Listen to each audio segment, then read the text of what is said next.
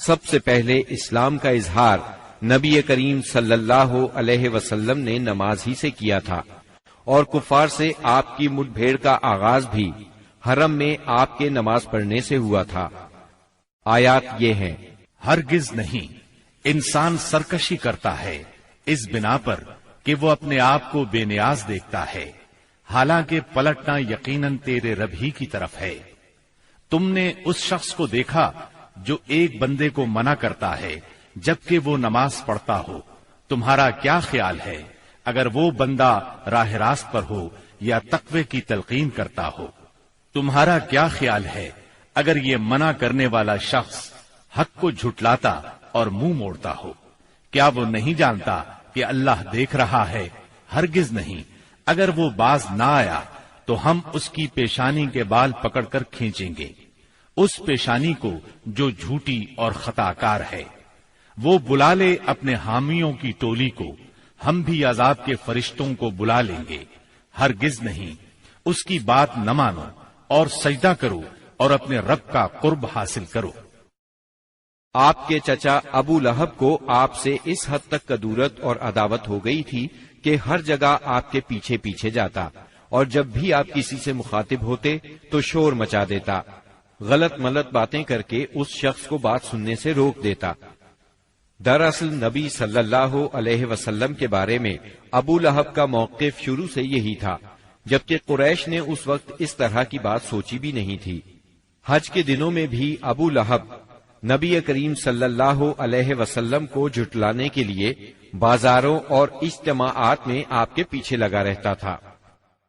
طارق بن عبداللہ محاربی کی روایت سے معلوم ہوتا ہے کہ یہ شخص صرف زبان سے جھٹلانے ہی پر اکتفا نہیں کرتا تھا بلکہ پتھر بھی مارتا تھا۔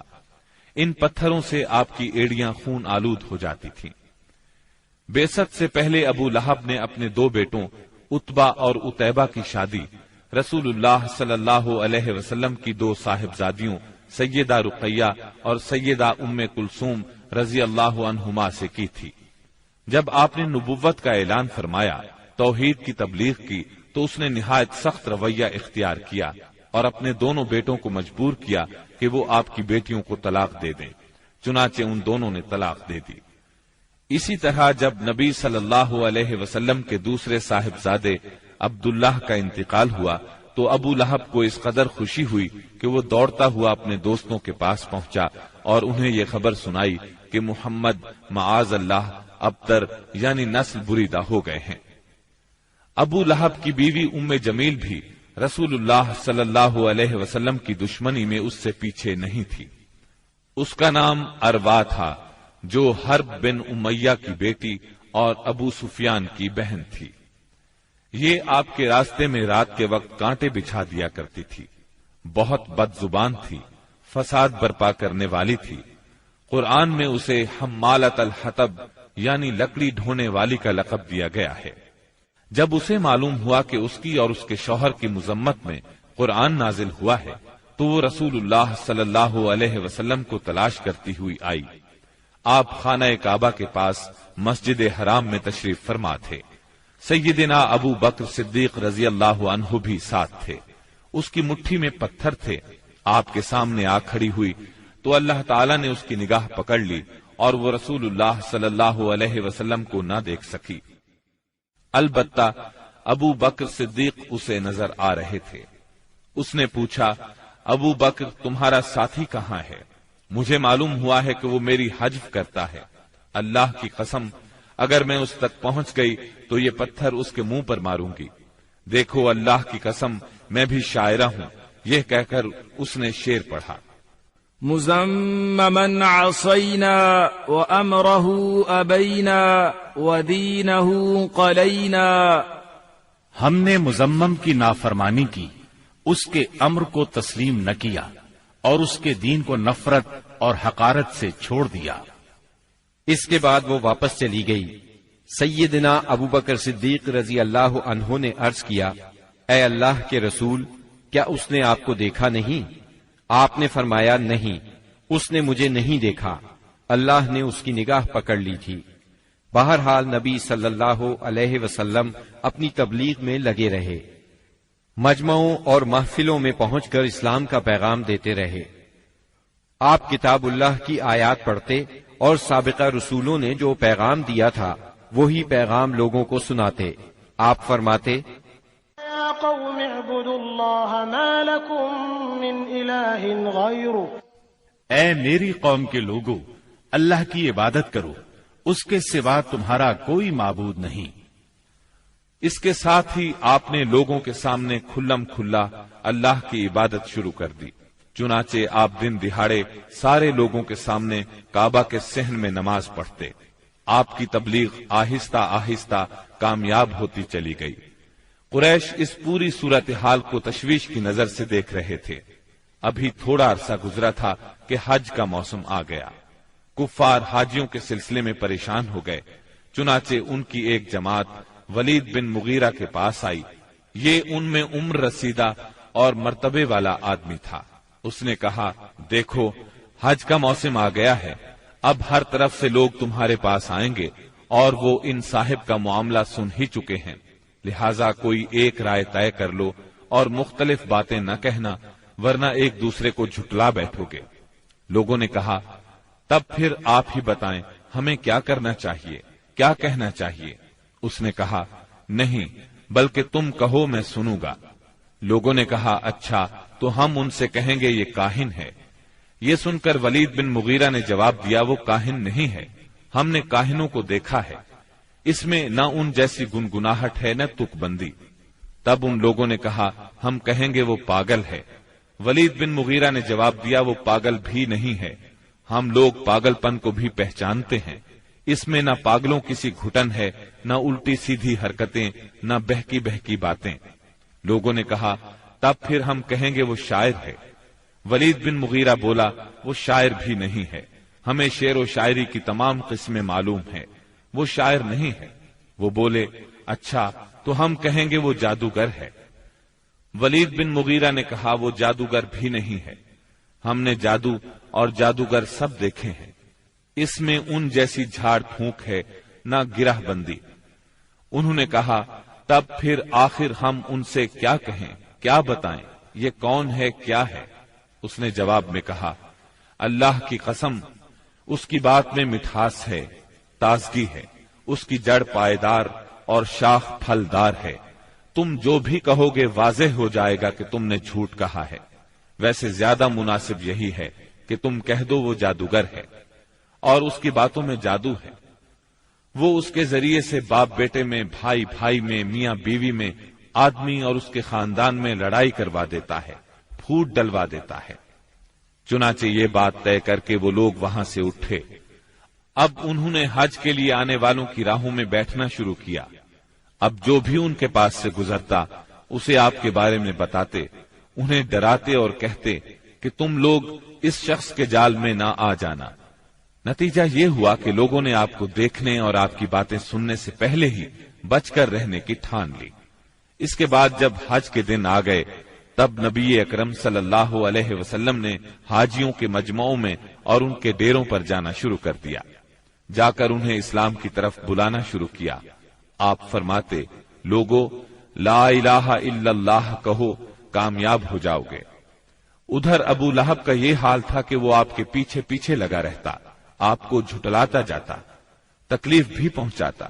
اس طرح جب اس حج سے حاجی واپس لوٹے تو پورے عرب میں نبی صلی اللہ علیہ وسلم کا چرچا ہو گیا۔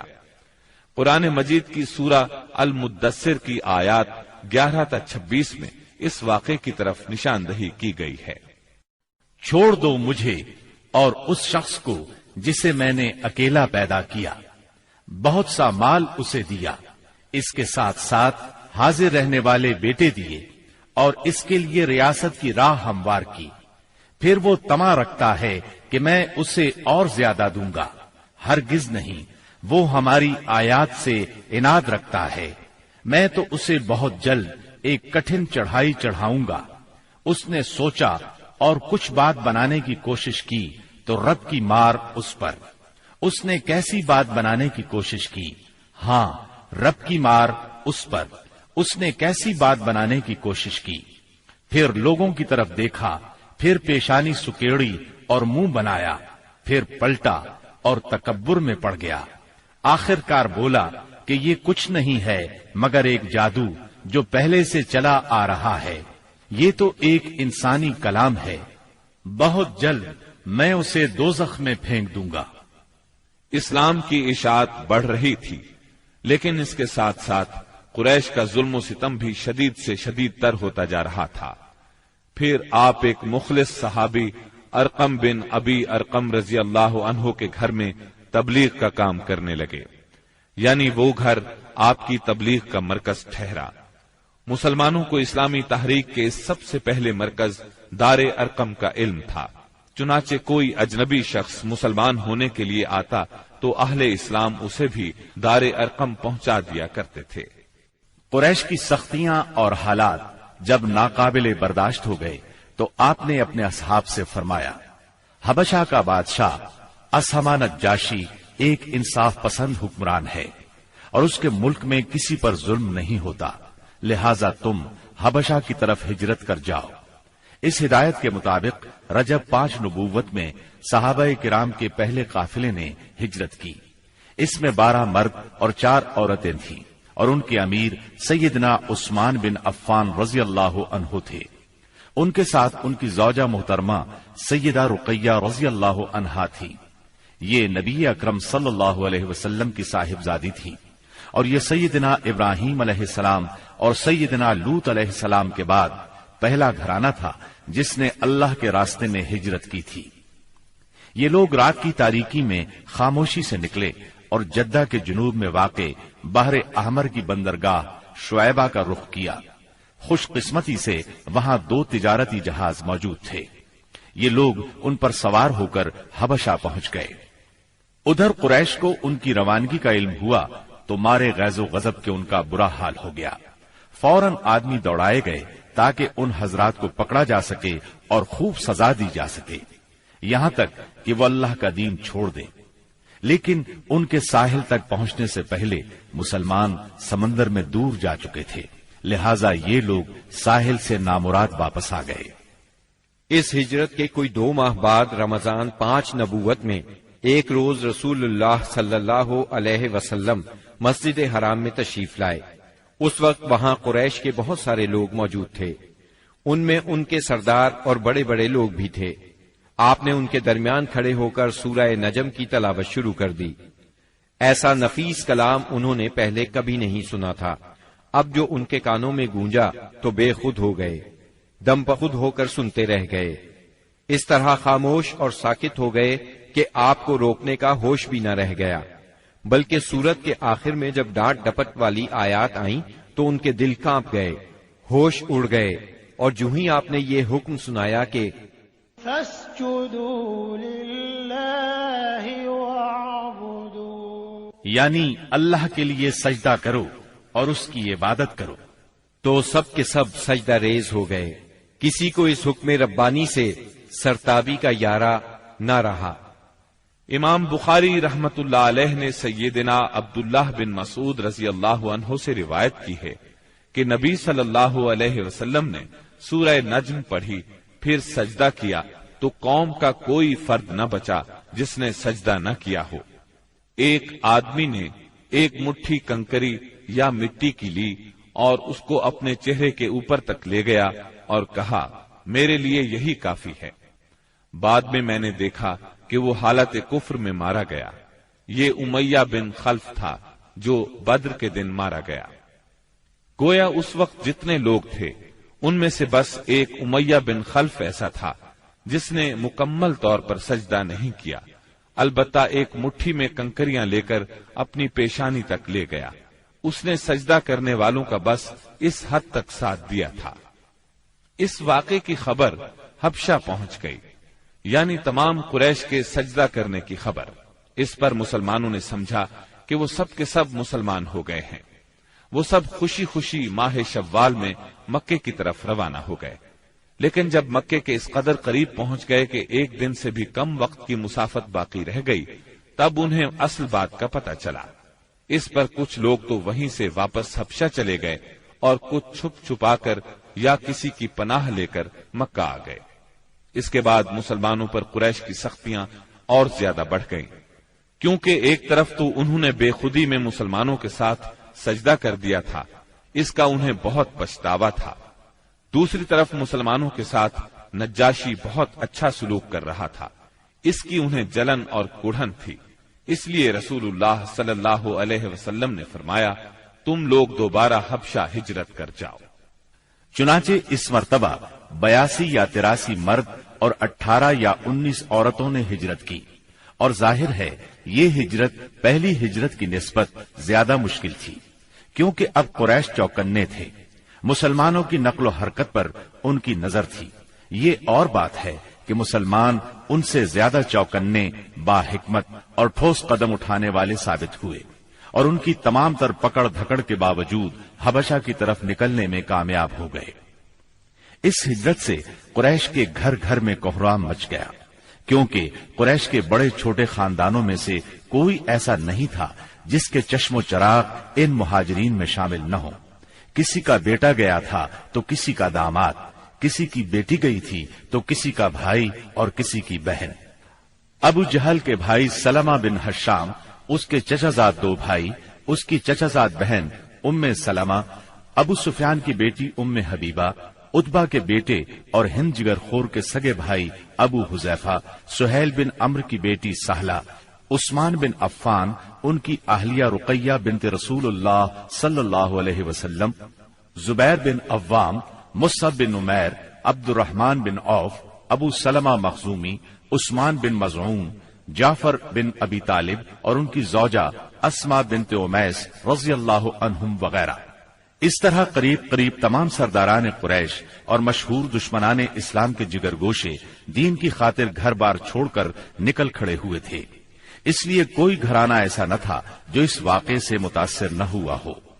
قریش پر یہ بات بہت گراں گزری کہ مسلمان ان سے بچ کر ایک ایسی جگہ جا پہنچے ہیں جہاں ان کی جان اور مال کو کوئی خطرہ نہیں ہے۔ چنانچہ انہوں نے ان حضرات کی واپسی کا منصوبہ تیار کیا۔ عمرو بن عاص اور عبداللہ بن ربیہ کو حبشہ بھیجا۔ یہ دونوں اس وقت مشرک تھے۔ انہوں نے حبشہ پہنچ کر منصوبے کے مطابق سب سے پہلے پادریوں سے ملاقاتیں کی اور انہیں تحفے تحائف دیے، پھر بااثر انداز میں دلیل دے کر اپنی آمد کا مقصد بتایا۔ انہوں نے ان کا ساتھ دینے کا وعدہ کر لیا۔ اس کے بعد یہ دونوں نجاشی کے پاس آئے، اسے بھی تحائف پیش کیے، پھر اصل مقصد کی بات شروع کی۔ انہوں نے کہا، اے بادشاہ، آپ کے ملک میں ہمارے کچھ ناسمجھ لوگ بھاگ آئے ہیں، انہوں نے اپنی قوم کا دین چھوڑ دیا ہے اور آپ کے دین میں بھی داخل نہیں ہوئے، بلکہ ایک نیا دین ایجاد کیا ہے، اس کو ہم جانتے ہیں نہ آپ، اس لیے ہمیں آپ کی خدمت میں ان کی قوم کے بڑوں یعنی ان کے والدین، چچاؤں اور ان کے قبیلے کے لوگوں نے بھیجا ہے تاکہ آپ انہیں واپس بھیج دیں، کیونکہ وہ لوگ ان پر نگران ہیں اور ان کی خامی اور خرابی کو سب سے اچھی طرح سمجھتے ہیں۔ جب ان کی یہ بات پوری ہو گئی تو منصوبے کے مطابق پادریوں نے بھی ان کی تائید کی، ہاں میں ہاں ملائی۔ نجاشی نے ان کی باتیں غور سے سنی، لیکن سوچے سمجھے اور دیکھے بھالے بغیر فیصلہ نہیں کیا۔ اس نے سوچا دوسرے فریق کی بھی بات سنی جائے کہ وہ کیا کہتے ہیں، تبھی حق واضح ہو سکے گا۔ چنانچہ اس نے مسلمانوں کو بلا لیا اور ان سے پوچھا، یہ کیسا دین ہے جس کی وجہ سے تم لوگ اپنی قوم سے الگ ہو گئے ہو، لیکن نہ میرے دین میں داخل ہوتے ہو اور نہ ان ملتوں ہی میں سے کسی کے دین میں داخل ہوئے ہو؟ اس کے جواب میں سیدنا جعفر بن ابی طالب رضی اللہ عنہ نے فرمایا، اے بادشاہ، ہم جاہلیت والی قوم تھے، بتوں کو پوجتے تھے، مردار کھاتے تھے، برائیاں کرتے تھے، قرابت داروں سے ناتا توڑتے تھے، پڑوسیوں سے بدسلوکی کرتے تھے، ہم میں جو طاقتور ہوتا تھا وہ ہمارے کمزور کو کھا جاتا تھا۔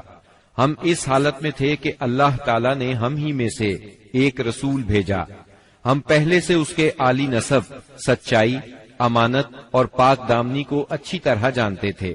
اس نے ہمیں اللہ تعالیٰ کی طرف بلایا کہ ہم اسے ایک مانیں اور اسی کی عبادت کریں، اور اس کے سوا ہمارے باپ دادا جن بتوں اور پتھروں کو پوجتے رہے تھے انہیں چھوڑ دیں۔ اس نے ہمیں سچ بولنے، امانت ادا کرنے، قرابت جوڑنے، پڑوسی سے اچھا سلوک کرنے، حرام کاری اور خون ریزی سے باز رہنے کا حکم دیا۔ بے حیائی کے کاموں سے، جھوٹ بولنے سے، یتیم کا مال کھانے سے اور پاک دامن عورتوں پر جھوٹی تہمت لگانے سے منع کیا۔ اس نے ہمیں یہ بھی حکم دیا کہ ہم صرف ایک اللہ کی عبادت کریں، اس کے ساتھ کسی کو شریک نہ کریں۔ اس نے ہمیں نماز، زکوٰۃ اور روزے کا حکم دیا۔ اس موقع پر سیدنا جعفر رضی اللہ عنہ نے اسلام کے اور بہت سے احکام گنوائے، پھر کہا، ہم نے اس پیغمبر کو سچا مانا، اس پر ایمان لائے، اس کی پیروی کی اور اس کے لائے ہوئے دین میں اس کی اطاعت کی۔ چنانچہ ہم نے ایک اللہ کی عبادت کی، اس کے ساتھ کسی کو شریک نہیں کیا، اور جو چیزیں اس نے حرام بتائیں انہیں حرام مانا، جو چیزیں اس نے حلال بتائیں ان کو حلال مانا۔ بس اس پر ہماری قوم ہم سے بگڑ گئی، اس نے ہم پر ظلم و ستم کا بازار گرم کر دیا، ہمیں ہمارے دین سے پھیرنے کے لیے فتنوں اور سزاؤں سے دوچار کیا، تاکہ ہم اللہ کی عبادت چھوڑ کر پھر سے بت پرستی کی طرف پلٹ جائیں، اور جن گندی چیزوں کو حلال سمجھتے تھے انہیں پھر حلال سمجھنے لگے۔ جب انہوں نے ہم پر بہت ظلم و تشدد کیا، زمین ہم پر تنگ کر دی، ہمارے اور ہمارے دین کے درمیان رکاوٹ بن گئے، تو ہم نے آپ کے ملک کی راہ لی اور آپ کو دوسروں پر ترجیح دی اور آپ کی پناہ میں رہنے کو پسند کیا، اور آپ سے اے بادشاہ یہ امید کی کہ آپ کے ہاں ہم پر ظلم نہیں کیا جائے گا۔ سیدنا جعفر رضی اللہ عنہ کی یہ تقریر سن کر نجاشی نے کہا، کچھ قرآن پڑھ کر سناؤ۔ اس پر سیدنا جعفر رضی اللہ عنہ نے سورہ مریم کی ابتدائی آیات تلاوت کی۔ نجاشی ان آیات کو سن کر اس قدر رویا کہ اس کی داڑھی تر ہو گئی، اور تمام پادری بھی اس قدر روئے کہ ان کے صحیفے تر ہو گئے۔ پھر نجاشی نے کہا، یہ کلام اور وہ کلام جو عیسیٰ علیہ السلام لے کر آئے تھے، دونوں ایک ہی طاق شمع سے نکلے ہوئے ہیں۔ اس کے بعد اس نے قریش کے دونوں نمائندوں سے مخاطب ہو کر کہا، تم لوگ چلے جاؤ، اللہ کی قسم میں انہیں تمہارے حوالے نہیں کر سکتا، اور نہ ان کے خلاف کوئی چال چلی جا سکتی ہے۔ دوسرے دن عمرو بن عاص نے ایک خطرناک ترین تدبیر اختیار کی۔ نجاشی سے جا کر کہا، اے بادشاہ، یہ لوگ عیسیٰ علیہ السلام کے بارے میں ایک بڑی بات کہتے ہیں۔ اس پر نجاشی نے پھر مسلمانوں کو بلوایا اور سیدنا عیسیٰ علیہ السلام کے بارے میں سوال کیا۔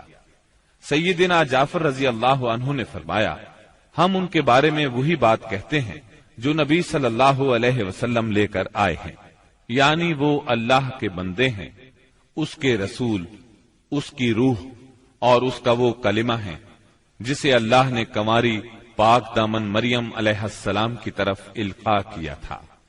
اس پر نجاشی نے زمین سے تنکا اٹھایا اور کہا، اللہ کی قسم، جو کچھ تم نے کہا ہے اس سے عیسیٰ علیہ السلام اس تنکے کے برابر بھی بڑھ کر نہیں تھے۔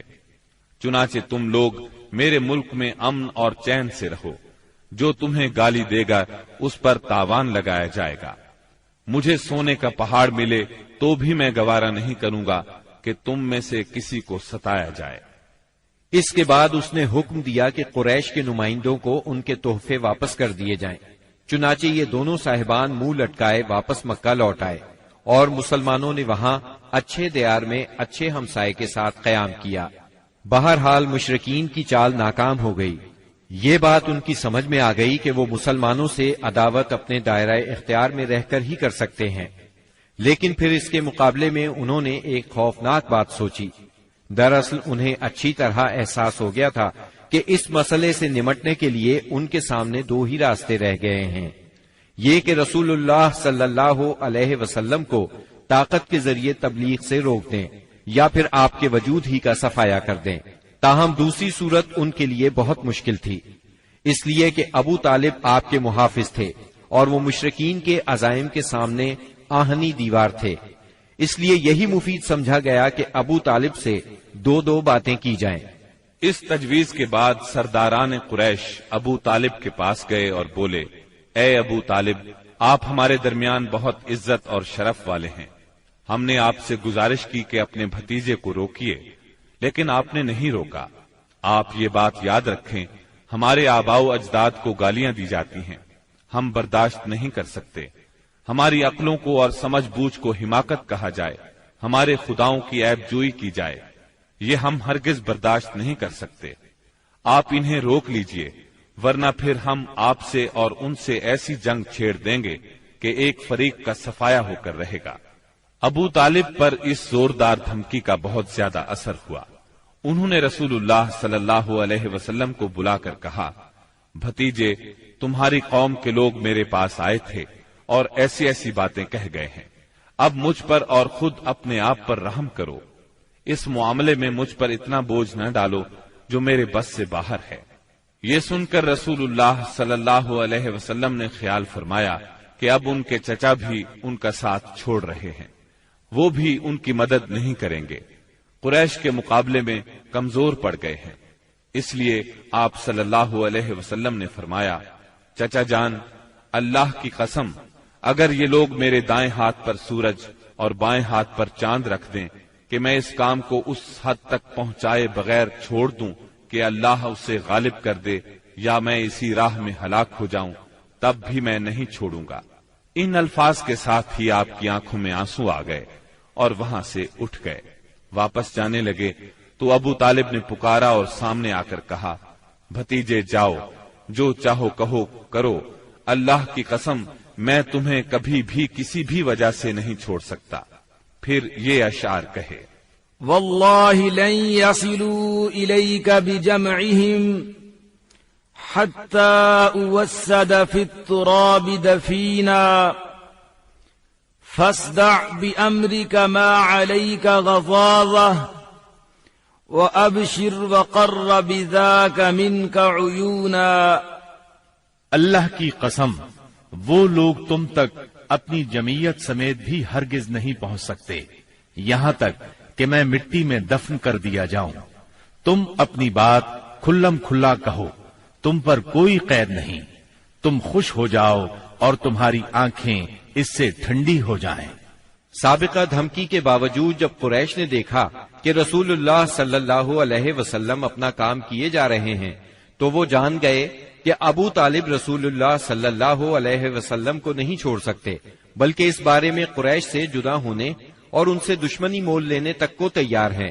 تو وہ لوگ ولید بن مغیرہ کے لڑکے عمارہ کو ساتھ لے کر ابو طالب کے پاس پہنچے اور ان سے یوں عرض کیا، اے ابو طالب، یہ قریش کا سب سے بانکا اور خوبصورت جوان ہے، آپ اسے لے لیں، اس کی دیت اور نصرت کے آپ حقدار ہوں گے، آپ اسے اپنا لڑکا بنا لیں، یہ آپ کا ہوگا، آپ اپنے بھتیجے کو ہمارے حوالے کر دیں، اس بھتیجے کو جس نے آپ کے آبا و اجداد کے دین کی مخالفت کی ہے، آپ کی قوم کا شیرازہ منتشر کر رکھا ہے اور ان کی عقلوں کو حماقت سے دوچار بتلایا ہے، ہم اسے قتل کریں گے، بس یہ ایک آدمی کے بدلے میں ایک آدمی کا حساب ہے۔ ابو طالب نے اس پر ان سے کہا، اللہ کی قسم، کتنا برا سودا ہے جو تم مجھ سے کر رہے ہو، تم اپنا بیٹا مجھے دیتے ہو کہ میں اسے کھلاؤں پلاؤں اور پالوں پوسوں، جبکہ میرا بیٹا مجھ سے طلب کرتے ہو کہ اسے قتل کر دو، اللہ کی قسم یہ نہیں ہو سکتا۔ اس پر نوفل بن عبد مناف کا پوتا متم بن عدی بولا، اللہ کی قسم، اے ابو طالب، تم سے تمہاری قوم نے انصاف کی بات کہی ہے اور جو صورت تمہیں ناگوار ہے اس سے بچنے کی کوشش کی ہے، لیکن میں دیکھتا ہوں کہ تم ان کے سلسلے میں کسی بات کو قبول نہیں کرنا چاہتے۔ اس کی بات کے جواب میں ابو طالب نے کہا، اللہ کی قسم، تم لوگوں نے میرے ساتھ انصاف کی بات نہیں کی، بلکہ تم بھی میرا ساتھ چھوڑ کر میرے مخالف لوگوں کی مدد پر تلے بیٹھے ہو، اگر یہی بات ہے تو ٹھیک ہے، جو چاہو کرو۔ اس گفتگو کی ناکامی کے بعد قریش کا ظلم و ستم حد سے بڑھ گیا، تکالیف دینے کا سلسلہ پہلے سے کئی گنا زیادہ اور سخت تر ہو گیا۔ انہی دنوں قریش کے سرکشوں کے دماغوں میں نبی صلی اللہ علیہ وسلم کے خاتمے کی ایک تجویز ابھری، لیکن یہ تجویز بھی ان کے خلاف گئی۔ اس تجویز کی بنا پر مکے کے دو نامور اور سرفروش یعنی سیدنا حمزہ اور سیدنا عمر بن خطاب رضی اللہ عنہما اسلام لائے اور ان کے ذریعے سے اسلام کو خوب طاقت ملی۔ ظلم و ستم کے طویل ترین سلسلے کے صرف ایک دو نمونے آپ کو سنائے جاتے ہیں۔ ایک روز ابو لہب کا بیٹا عتیبہ رسول اللہ صلی اللہ علیہ وسلم کے پاس آیا اور بولا، میں والنجم اذا ہوا اور ثم دنا فتدلی کا انکار کرتا ہوں، یعنی اس نے قرآن کی ان آیات کے بارے میں کہا کہ میں ان کا انکار کرتا ہوں۔ پھر آپ پر حملہ آور ہوا، آپ کا کرتا پھاڑ ڈالا، آپ کے چہرہ مبارک پر تھوکنے کی کوشش کی، لیکن اس کا تھوک آپ کے چہرہ مبارک تک نہ آ سکا۔ اس موقع پر نبی کریم صلی اللہ علیہ وسلم نے اس کے حق میں یوں بد دعا فرمائی: اے اللہ، اپنے کتوں میں سے کوئی کتا اس پر مسلط کر دے۔ رسول اللہ صلی اللہ علیہ وسلم کی یہ بد دعا قبول ہوئی، اور وہ اس طرح کہ ایک مرتبہ عتیبہ قریش کے کچھ لوگوں کے ساتھ سفر پر گیا۔ قافلے نے ملک شام کے مقام زرقاء میں پڑاؤ ڈالا تو رات کے وقت ایک شیر قافلے کے نزدیک آیا۔ اس نے پورے قافلے کے گرد چکر لگایا۔ عتیبہ نے اس شیر کو دیکھا تو بولا: ہائے میری تباہی، اللہ کی قسم یہ مجھے کھا جائے گا۔ محمد نے مجھے بد دعا دی تھی، دیکھو میں شام میں ہوں، اس نے مکے میں رہتے ہوئے مجھے مار ڈالا۔ اس وقت تو شیر چلا گیا۔ لوگوں نے عتیبہ کو دلاسا دیا کہ فکر کرنے کی کوئی بات نہیں۔ پھر اس کی حفاظت کی خاطر اس کے چاروں طرف جانور کھڑے کر دیے، تاکہ اگر رات کے وقت شیر آ جائے تو عتیبہ کی بجائے کسی جانور کو کھا لے، عتیبہ کی طرف رخ نہ کرے۔ اس کے باوجود عتیبہ کی گویا جان نکلی جا رہی تھی۔ پھر رات ہو گئی، سب لوگ سو گئے، لیکن عتیبہ سے نیند کوسوں دور تھی، اور آخر کار شیر آ گیا۔ اس نے جانوروں کو کچھ نہ کہا، ایک چھلانگ لگا کر ان کے اوپر سے ہوتا ہوا عتیبہ پر جا پڑا اور اس کا سر چبا ڈالا۔ تکالیف پہنچانے والوں میں ایک شخص عقبہ بن ابی معیط تھا۔ اس نے ایک روز حالت سجدہ میں نبی صلی اللہ علیہ وسلم کی گردن اس زور سے دبائی کہ معلوم ہوتا تھا آپ کی آنکھیں باہر نکل آئیں گی۔ سیدنا امیر حمزہ رضی اللہ عنہ رشتے میں آپ کے چچا تھے، مگر عمر میں آپ سے 2-3 سال ہی بڑے تھے۔ آپ دونوں نے چونکہ سویبہ کا دودھ پیا تھا، اس لیے رضائی بھائی بھی تھے۔ سیدنا حمزہ رضی اللہ عنہ کو شکار کھیلنے اور سپاہ گری کا بہت شوق تھا۔ منہ اندھیرے تیر کمان لے کر شکار کے لیے نکل جاتے اور پورا دن اسی شوق میں گزار دیتے۔ شام کو واپس آتے تو پہلے حرم میں جاتے، طواف کرتے۔ قریش کے رئیس حرم میں اکثر اپنی الگ الگ مجلس جما کر بیٹھتے تھے۔ سیدنا حمزہ کی ان سب سے اچھی دوستی تھی، اس لیے سب لوگ ان کی بہت قدر کرتے تھے۔ ایک روز نبی اکرم صلی اللہ علیہ وسلم کوہ صفا پر بیٹھے تھے، اتنے میں ابو جہل آیا اور آپ کو دیکھتے ہی آگ بگولا ہو گیا۔ آپ کو گالیاں دینے لگا، آپ خاموش رہے۔ اس خاموشی سے اس کا پارا اور چڑھ گیا۔ اس نے ایک پتھر اٹھایا اور آپ کے سر پر دے مارا۔ آپ کا سر زخمی ہو گیا، خون بہنے لگا۔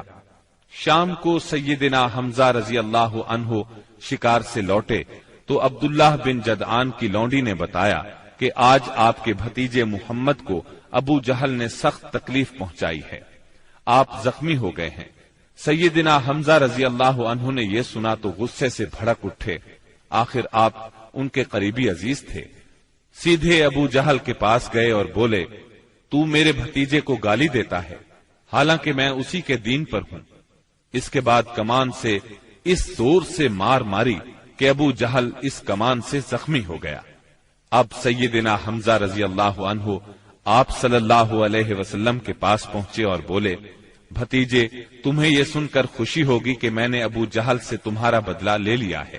اس پر نبی اکرم صلی اللہ علیہ وسلم نے فرمایا: چچا، میں ایسی باتوں سے خوش نہیں ہوا کرتا۔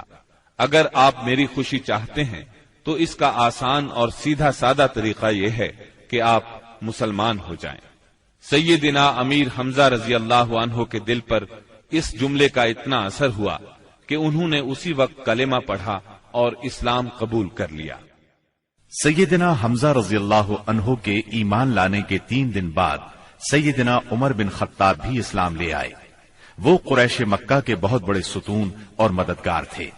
قریش کی طرف سے بیرونی ممالک سے سفارتی تعلقات رکھنا انہی کی ذمہ داری تھی۔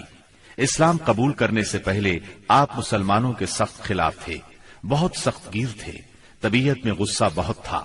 ایک رات رسول اللہ صلی اللہ علیہ وسلم خانہ کعبہ کے پاس نماز پڑھ رہے تھے۔ سیدنا عمر رضی اللہ عنہ نے چھپ کر چند آیات سن لی۔ ان کے دل میں آیا کہ یہ حق ہے، لیکن پھر بھی اپنے خیالات پر جمے رہے، یہاں تک کہ ایک روز نبی صلی اللہ علیہ وسلم کا کام تمام کرنے کی نیت سے تلوار لے کر نکل کھڑے ہوئے۔ راستے میں ان کی ملاقات سیدنا نعیم بن عبداللہ سے ہوئی۔ یہ نئے نئے مسلمان ہوئے تھے، اس لیے ابھی ان کے اسلام لانے کی خبر سیدنا عمر رضی اللہ عنہ کو نہیں ہوئی تھی۔ ان کے ہاتھ میں ننگی تلوار اور چہرے پر شدید غصے کے آثار دیکھ کر انہوں نے پوچھا، خیر تو ہے عمر، دوپہر کے وقت ننگی تلوار لیے کدھر کا ارادہ ہے؟ سیدنا عمر رضی اللہ عنہ نے جواب دیا، محمد کو قتل کرنے کے لیے جا رہا ہوں۔ یہ سن کر نعیم بولے، محمد کو قتل کرنے سے پہلے اپنے گھر کی خبر لو۔ تمہاری بہن فاطمہ اور تمہارے بہنوئی سعید تمہارا دین چھوڑ کر اسلام قبول کر چکے ہیں۔ سیدنا عمر یہ سن کر آگ بگولا ہو گئے، سیدھے بہن کے گھر پہنچے۔ اس وقت گھر میں قرآن کے ایک معلم سیدنا خباب بن ارت رضی اللہ عنہ انہیں قرآن پڑھا رہے تھے۔ دروازے پر دستک کی آواز سن کر ان کی بہن فاطمہ بنت خطاب نے قرآن کے اوراق چھپا دیے۔ خباب بن ارت بھی ایک طرف چھپ گئے۔ اب بہنوئی نے دروازہ کھولا۔ دروازہ کھلتے ہی سیدنا عمر رضی اللہ عنہ نے پوچھا، تم کیا پڑھ رہے تھے، مجھے دکھاؤ۔ ساتھ ہی سعید بن زید کو مارنے لگے۔ بہن نے اپنے خاوند کو چھڑانے کی کوشش کی تو ان پر بھی ٹوٹ پڑے، وہ بھی زخمی ہو گئیں، ان کے منہ سے خون بہنے لگا۔ جوش میں آ کر بولی، جو جی میں آئے کر لو عمر، ہم مسلمان ہو چکے ہیں۔ سیدنا عمر رضی اللہ عنہ نے بہن کو زخمی دیکھا تو شرمندہ ہوئے اور نرم آواز میں بولے، مجھے سناؤ تم کیا پڑھ رہے تھے، میں جاننا چاہتا ہوں تمہارا دین کیا ہے۔ فاطمہ بنت خطاب رضی اللہ عنہا نے جوش کے عالم میں چند جملے کہے، پھر فرمایا، جاؤ پہلے غسل کرو، پھر دکھائیں گے ہم کیا پڑھ رہے تھے۔ غسل کے بعد انہیں قرآنی اوراق دکھائے گئے۔ انہیں نرم پڑھتے دیکھ کر سیدنا خباب بن ارت بھی کونے سے نکل کر سامنے آ گئے۔ قرآن کے اوراق پر سورہ طٰہٰ کی چند آیات تھیں۔ سیدنا عمر رضی اللہ عنہ نے ان کو پڑھا تو کایا پلٹ گئی اور بولے، یہ تو بہت عمدہ چیز ہے، بتاؤ مسلمان کس طرح ہوتے ہیں۔ سیدنا خباب بن ارت نے کہا، اے عمر، جمعرات کی رات رسول اللہ صلی اللہ علیہ وسلم نے اللہ تعالی سے دعا کی تھی کہ اے اللہ، ابو جہل یا عمر بن خطاب سے اسلام کو تقویت دے۔ تمہیں خوشخبری ہو کہ یہ سعادت تمہارے حصے میں آ رہی ہے۔ رسول اللہ صلی اللہ علیہ وسلم دار ارقم میں ہیں۔ سیدنا عمر رضی اللہ عنہ ان کے ساتھ دار ارقم پہنچے، دروازے پر دستک دی۔ دروازہ کھلنے پر اندر موجود لوگ سیدنا عمر رضی اللہ عنہ کو دیکھ کر چونک اٹھے۔ نبی صلی اللہ علیہ وسلم کو بتایا تو آپ نے فرمایا، آنے دو۔ سیدنا عمر رضی اللہ عنہ اندر داخل ہوئے۔ آپ صلی اللہ علیہ وسلم نے ان کا کرتا پکڑ کر کھینچا اور فرمایا، عمر، کس ارادے سے آئے ہو؟ سیدنا عمر رضی اللہ عنہ نے فوراً کلمہ پڑھا، اشہد اللہ الہ الا اللہ وانک رسول اللہ، میں گواہی دیتا ہوں کہ یقیناً اللہ کے سوا کوئی لائق عبادت نہیں اور یقیناً آپ اللہ کے رسول ہیں۔ یہ اس قدر اچانک اور اس قدر غیر متوقع تھا کہ وہاں موجود تمام صحابہ بے ساختہ پکار اٹھے، اللہ اکبر۔ دار ارقم گونج اٹھا۔ سیدنا عمر رضی اللہ عنہ کا ایمان لے آنا کوئی معمولی واقعہ نہیں تھا۔ مسلمانوں میں خوشی کی لہر دوڑ گئی۔ دوسری طرف قریش اپنی تدابیر میں مصروف تھے۔ ایک روز کچھ سردار مسجد حرام میں محفل جمائے بیٹھے تھے، جبکہ آپ ایک کونے میں الگ بیٹھے تھے۔ مسلمانوں کی بڑھتی ہوئی تعداد نے قریش کی پریشانی میں بہت اضافہ کر دیا تھا، لہذا اس موقع پر ابو سفیان کے خسر عتبہ بن ربیعہ نے قریش کے سرداروں سے کہا، صاحبو، اگر آپ لوگ پسند کریں تو میں جا کر محمد سے بات کروں اور ان کے سامنے چند تجاویز رکھوں، شاید کہ وہ ان میں سے کوئی تجویز مان لیں اور ہم لوگ بھی اس کو قبول کر لیں، ہو سکتا ہے اس طرح وہ ہماری مخالفت سے باز آ جائیں۔ سب حاضرین نے اس بات سے اتفاق کیا۔ عتبہ اٹھ کر آپ کے پاس پہنچا اور آپ کے پاس بیٹھ گیا۔ آپ نے اس کی طرف دیکھا تو وہ بولا، بھتیجے، تم اپنی قوم میں اپنے نسب اور خاندان کے اعتبار سے جو حیثیت رکھتے ہو وہ تمہیں معلوم ہے، مگر تم اپنی قوم پر ایک بڑی مصیبت لے آئے ہو۔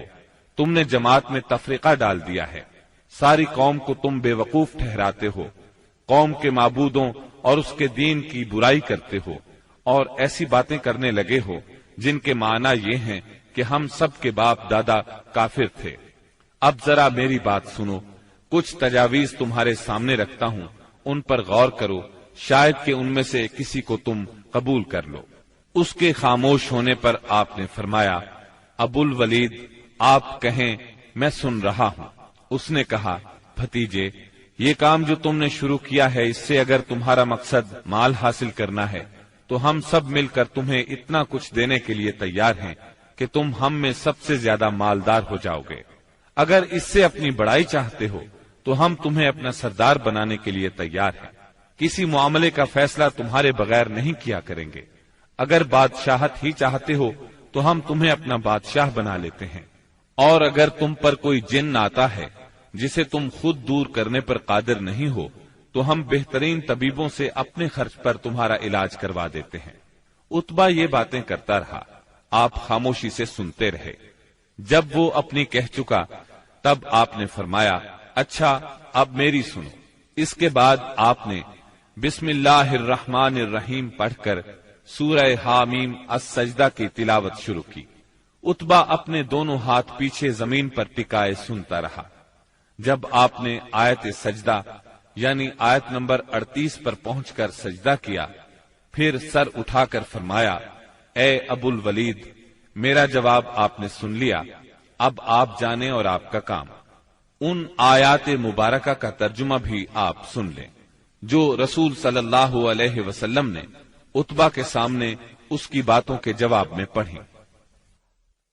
شروع اللہ کے نام سے جو بہت مہربان نہایت رحم والا ہے۔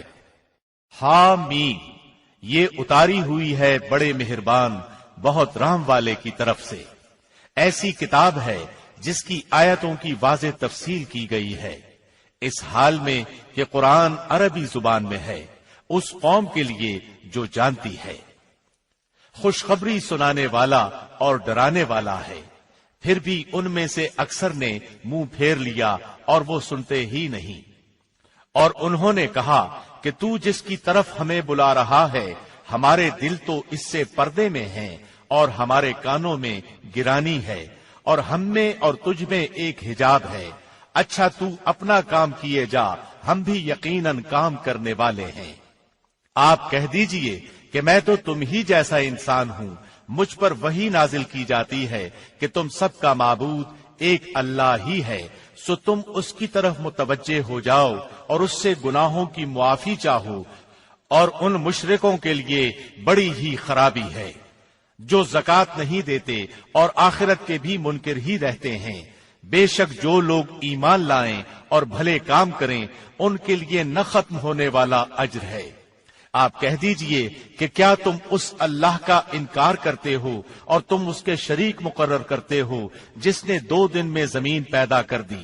سارے جہانوں کا پروردگار وہی ہے، اور اس نے زمین میں اس کے اوپر سے پہاڑ گاڑ دیے اور اس میں برکت رکھ دی، اور رہنے والوں کی غذاؤں کی تجویز بھی اسی میں کر دی، صرف 4 دن میں، ضرورت مندوں کے لیے یکساں طور پر۔ پھر آسمان کی طرف متوجہ ہوا اور وہ دھواں سا تھا، پس اسے اور زمین سے فرمایا کہ تم دونوں خوشی سے آؤ یا ناخوشی سے۔ دونوں نے عرض کیا ہم بخوشی حاضر ہیں۔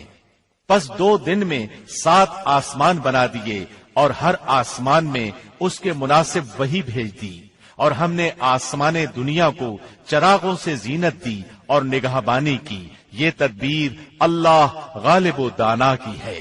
اب بھی یہ روگرداں ہوں تو کہہ دیجئے کہ میں تمہیں اس کڑک سے ڈراتا ہوں جو مثل عادیوں اور سمودیوں کی کڑک کے ہوگی۔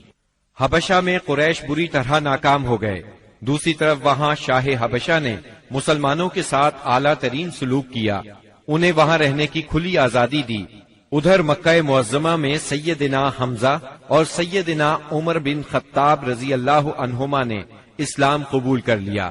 ان تمام باتوں کی بنا پر کفار کا زور ٹوٹنے لگا۔ دوسری طرف آپ کی تبلیغی کوششوں سے مسلمانوں کی تعداد میں روز بروز اضافہ ہوتا جا رہا تھا اور قبائل میں بھی اسلام پھیلتا جا رہا تھا۔ اس صورتحال نے قریش کو مجبور کیا کہ وہ نئے سرے سے حالات کا جائزہ لیں اور اسلام کی بڑھتی ہوئی مقبولیت میں مزید اضافہ نہ ہونے دیں۔ چنانچہ قریش مکہ ایک جگہ جمع ہوئے۔ مشورے کے بعد بنی ہاشم اور بنی مطلب سے معاشرتی قطع تعلق کا فیصلہ کیا۔ ایک قرارداد لکھی گئی، اس پر حلف لیا گیا، اس میں طے پایا کوئی شخص بنو ہاشم اور بنو مطلب سے شادی بیاہ کے تعلقات نہ رکھے، کسی قسم کا لین دین نہ کرے، نہ کھانے پینے کی چیزیں ان کے ہاتھ فروخت کرے، نہ ان سے بولے چالے، جب تک کہ محمد قتل کے لیے ان کے حوالے نہیں کر دیے جاتے۔ اس قرارداد کو اہمیت دینے کے لیے اس کو کعبے کے اندر لٹکا دیا گیا۔ دوسرے قبائل خاص طور پر بنو کنانہ بھی اس معاہدے میں شریک ہو گئے۔ اس طرح یہ اور مضبوط ہو گیا۔ اس معاہدے کی کتابت بغیض بن عامر بن ہاشم نے کی تھی۔ رسول اللہ صلی اللہ علیہ وسلم نے اس پر بد دعا کی اور اس کا ہاتھ یا ہاتھ کی بعض انگلیاں شل ہو گئیں۔ قریش مکہ کے اس معاشرتی بائیکاٹ سے مجبور ہو کر ابو طالب نے اپنے خاندان کے ساتھ شیب ابی طالب میں پناہ لی۔ شیب ابی طالب مکہ معظمہ میں ایک محلے کا نام تھا۔ بنی ہاشم اس میں رہا کرتے تھے۔ شیب عربی زبان میں گھاٹی کو کہتے ہیں۔ یہ محلہ کوہ ابو قبیس کی گھاٹیوں میں سے ایک گھاٹی میں واقع تھا، اور ابو طالب بنی ہاشم کے سردار تھے، اس لیے شیب ابی طالب کہا جاتا تھا۔ بنی ہاشم اور بنی مطلب کے ہر شخص نے ساتھ دیا۔ مسلمانوں نے ان کی وجہ سے اور کفار کے خاندانی اور نسبتی تعلق کی بنا پر محصور ہونا قبول کیا۔ بنو ہاشم میں سے صرف ابو لہب نے قریش مکہ کا ساتھ دیا اور وہ شہر ہی میں مقیم رہا۔ بنو ہاشم اور بنو مطلب کے 3 سال اس گھاٹی میں گزرے۔ یہ 3 سال اس قدر سخت، تنگ دستی، غربت اور تکالیف کے تھے کہ بھوک کی شدت سے بچوں کے بلبلانے کی آوازیں راستہ چلتے لوگوں کو سنائی دیتی تھیں، مگر سنگ دل کفار ان چیخوں کو سن کر خوش ہوتے تھے۔ مسلمانوں نے ان 3 برسوں میں درختوں کے پتے اور چمڑے کھا کر پیٹ کی آگ بجھائی۔ سعد بن ابی وقاص رضی اللہ عنہ فرماتے ہیں، میں بھوکا تھا، اتفاق سے رات کے وقت میرا پاؤں کسی چیز پر پڑا، میں نے اس چیز کو اٹھایا اور نکل گیا، مجھے اب تک معلوم نہیں کہ وہ کیا چیز تھی۔ اسی طرح اونٹ کی کھال کا سوکھا ہوا چمڑا انہیں کہیں راستے میں پڑا مل گیا، انہوں نے پانی سے دھو کر اس کو جلایا اور صفوف بنا کر پانی کے ساتھ کھا کر 3 راتیں بسر کی۔ یہ معاشرتی بائیکاٹ اتنا شدید تھا کہ قریش نے کھانے پینے کی اشیاء کا لے جانا بھی بند کر دیا تھا۔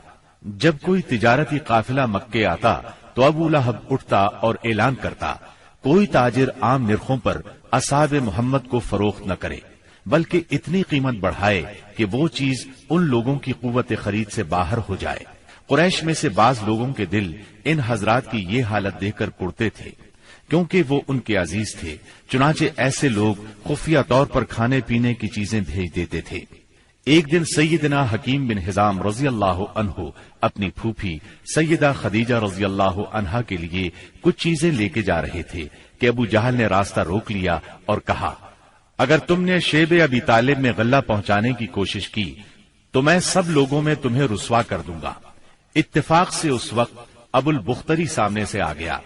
واقعے کی تفصیل سن کر ابو جہل سے کہنے لگا، اگر ایک شخص اپنی پھوپھی کے لیے کچھ غلہ بھیجتا ہے تو تم کیوں رکاوٹ بنتے ہو؟ چنانچہ ابو البختری کی مداخلت کی وجہ سے اسے اپنی پھوپھی کے پاس غلہ بھجوانے دیا۔ غرض ایسی ہی تکالیف اور مصائب کی وجہ سے مکے کے بعض نیک دل لوگوں کو یہ سفاکانہ معاہدہ ختم کرنے کا خیال آیا۔ آخر ہشام بن عمرو کی کوششوں سے زہیر بن ابی امیہ، سیدہ خدیجہ رضی اللہ عنہا کے رشتہ دار متم بن عدی، زمعہ بن اسود اور ابو البختری بن ہاشم اور مختلف قبائل کے بعض افراد نے رات کو خفیہ مجلس میں اس معاہدے کی منسوخی کا طریقہ کار مرتب کیا۔ پھر صبح کو کعبۃ اللہ کے پاس اپنے اپنے حلقے میں جمع ہوئے۔ طواف کے بعد پہلے زہیر نے اعلان کیا، جب تک انسانیت کے خلاف اس معاہدے کو ختم نہیں کیا جائے گا میں چین سے نہیں بیٹھوں گا۔ اس پر ابو جہل نے مخالفت کی، لیکن 4 اور نیک دل انسانوں نے اپنے اپنے قبیلے کی طرف سے یکے بعد دیگرے اس بائیکاٹ کو ختم کرنے کا اعلان کیا۔ ابو جہل مجلس کا یہ رنگ دیکھ کر دنگ رہ گیا اور کہنے لگا، یہ معاملہ تو پہلے ہی سے طے شدہ لگتا ہے۔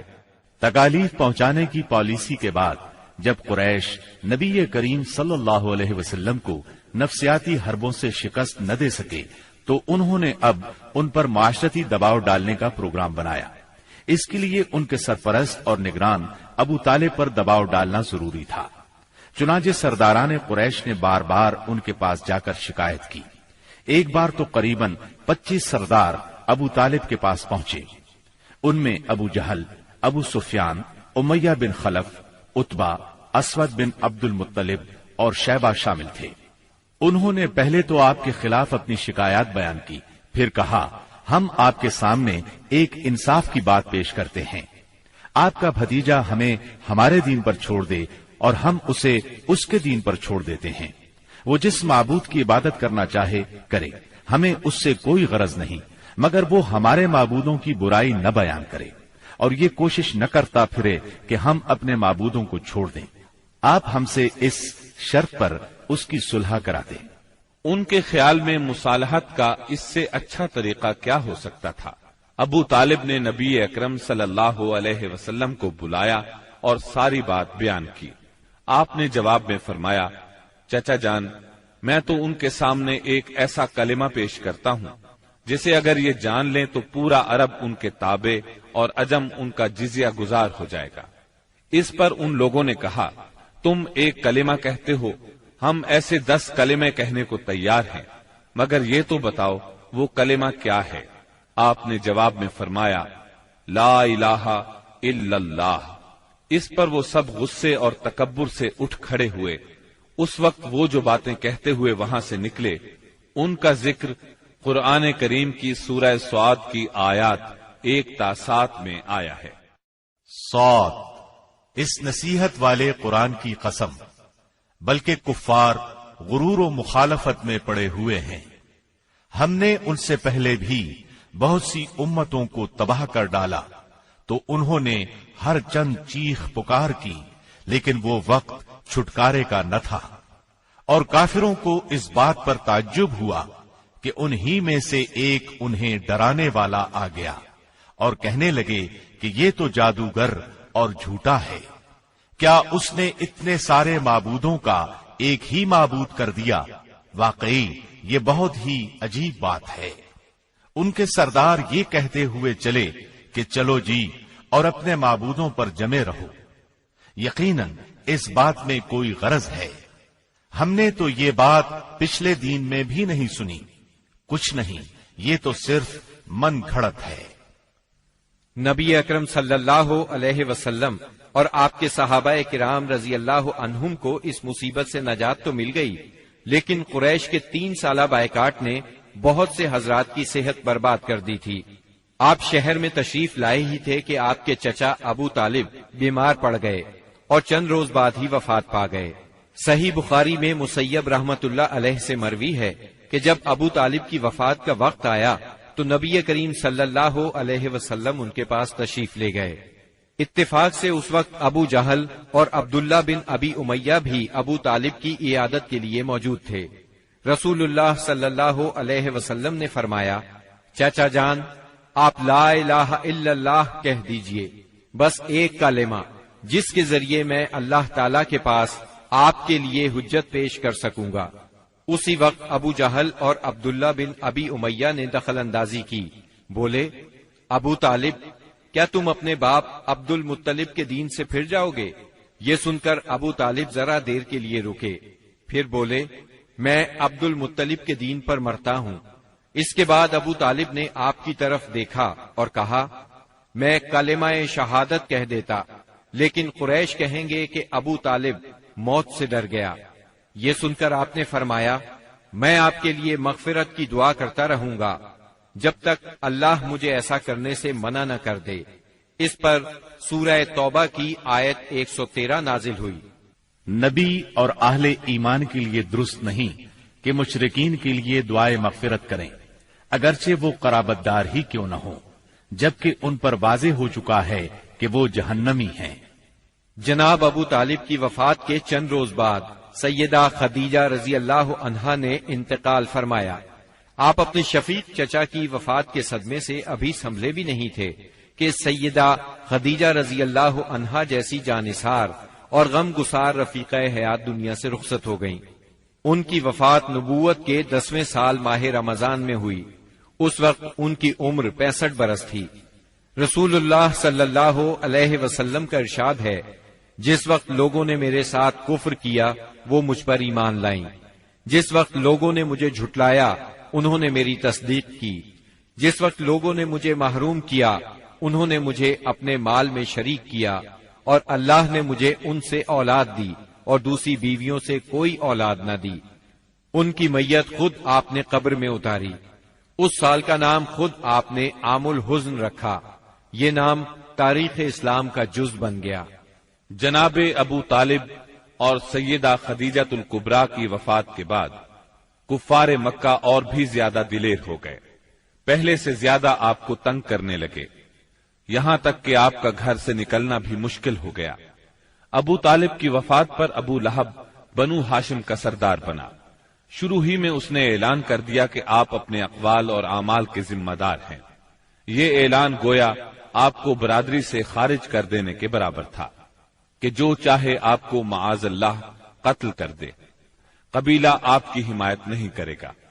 آخرکار آپ شوال 10 نبوت اواخر مئی یا اوائل جون 619 عیسوی کو اس ارادے سے طائف تشریف لے گئے کہ بنی ثقیف کو اسلام کی طرف بلائیں، اور اگر وہ اسلام قبول نہ کریں تو انہیں کم از کم اس بات پر آمادہ کریں کہ وہ آپ کو اپنے ہاں چین سے بیٹھ کر کام کرنے کا موقع دیں۔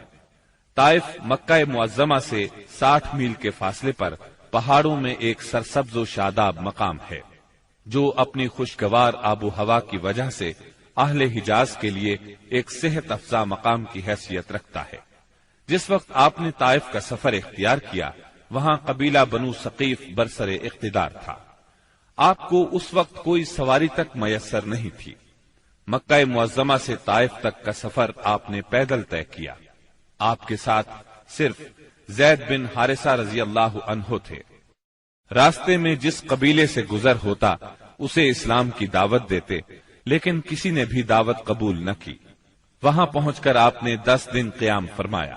اس قیام کے دوران ثقیف کے 3 سرداروں کے پاس گئے جو آپس میں بھائی تھے، جن کے نام یہ ہیں: عبد یالیل، مسعود اور حبیب۔ ان کے والد کا نام عمرو بن عمیر ثقفی تھا۔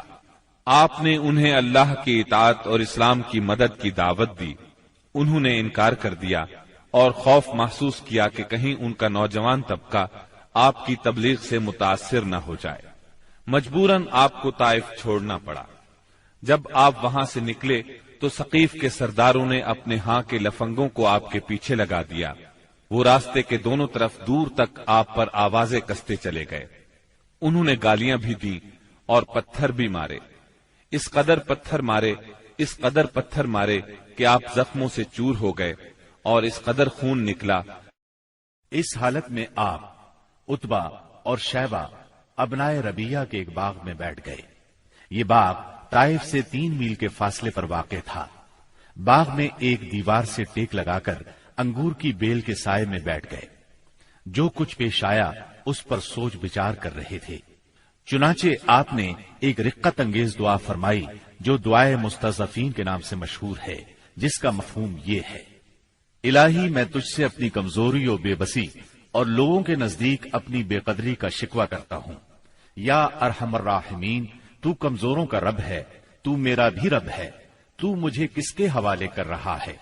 کیا کسی بیگانے کے جو میرے ساتھ تندی سے پیش آئے، یا کسی دشمن کے جسے تو نے میرے معاملے کا مالک بنا دیا ہے؟ اگر مجھ پر تیرا غضب نہیں ہے تو کوئی پرواہ نہیں، لیکن تیری عافیت میرے لیے زیادہ کشادہ ہے۔ میں تیرے چہرے کے اس نور کی پناہ چاہتا ہوں جس سے تاریکیاں روشن ہو گئیں اور جس سے دنیا اور آخرت کے معاملات درست ہوئے، کہ تو مجھ پر اپنا غضب نازل کرے یا تیرا عتاب مجھ پر وارد ہو۔ مجھے تیری رضا مطلوب ہے، یہاں تک کہ تو خوش ہو جائے، اور تیرے بغیر کوئی زور اور طاقت نہیں۔ واپسی پر آپ بہت دل شکستہ تھے، غمگین تھے۔ جب آپ قرن المنازل کے قریب پہنچے تو محسوس ہوا آسمان پر ایک بادل سا چھایا ہوا ہے۔ نظر اٹھائی تو جبرائیل علیہ السلام سامنے تھے۔ انہوں نے کہا، آپ کی قوم نے جو جواب آپ کو دیا اللہ نے اس کو سن لیا ہے۔ اب یہ پہاڑوں کا منتظم فرشتہ اللہ نے بھیجا ہے، جو آپ حکم دینا چاہیں دے سکتے ہیں۔ پھر پہاڑوں کے فرشتے نے آپ کو سلام کر کے عرض کیا، آپ فرمائیں تو دونوں طرف کے پہاڑ ان لوگوں پر الٹ دوں۔ آپ نے فرمایا، نہیں، بلکہ مجھے امید ہے کہ اللہ تعالیٰ ان کی نسل سے ایسے لوگ پیدا کرے گا جو صرف ایک اللہ کی عبادت کریں گے اور اس کے ساتھ کسی کو شریک نہیں ٹھہرائیں گے۔ آپ طائف سے نکل کر چند روز نخلا کے مقام پر ٹھہرے، پریشان تھے کہ اب کیسے مکہ جاؤں۔ طائف میں جو کچھ گزری اس کی خبریں وہاں تک پہنچ چکی ہوں گی۔ اب تو کفار پہلے سے بھی زیادہ دلیر ہو جائیں گے۔ انہی دنوں کا ذکر ہے، ایک رات آپ نماز میں قرآن پڑھ رہے تھے کہ جنوں کے ایک گروہ کا ادھر سے گزر ہوا۔ انہوں نے قرآن سنا تو ایمان لے آئے، اپنی قوم میں جا کر تبلیغ شروع کر دی، اور اللہ نے اپنے نبی کو یہ خوشخبری سنائی کہ انسان اگرچہ آپ کی دعوت کو قبول نہیں کر رہے، مگر بہت سے جن اس کے گرویدہ ہو گئے ہیں اور اس دعوت کو اپنی جنس میں پھیلا رہے ہیں۔ اس واقعے کی تفصیل سورہ احقاف کی آیات 29 تا 31 میں درج ہے۔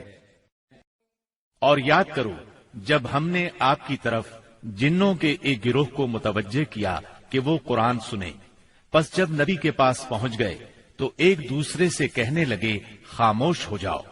پھر جب تلاوت ختم ہو گئی تو اپنی قوم کو خبردار کرنے کے لیے واپس لوٹ گئے، کہنے لگے اے ہماری قوم، ہم نے یقیناً وہ کتاب سنی ہے جو موسیٰ کے بعد نازل کی گئی ہے، جو اپنے سے پہلی کتابوں کی تصدیق کرنے والی ہے، جو سچے دین اور راہ راست کی طرف راہبری کرتی ہے۔ اے ہماری قوم، اللہ کے بلانے والے کا کہا مانو، اس پر ایمان لاؤ تو اللہ تمہارے گناہ بخش دے گا اور تمہیں المناک عذاب سے پناہ دے گا۔